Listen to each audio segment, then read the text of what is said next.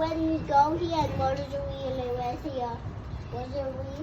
Rosalie, because I always know my parents' name. Sophia is my big sister. And his little brother. My big sister is named Sophia, and his little brother is named James. We went to the other game, the place where the playground was. Then we saw a place. There was like, it's a little thing. I remember it wasn't even here. We just looked at the flag right there. There was a little flag there.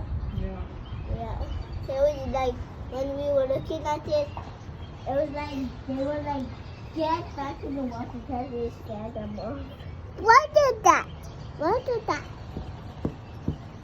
It's a little birdhouse. Mommy, is that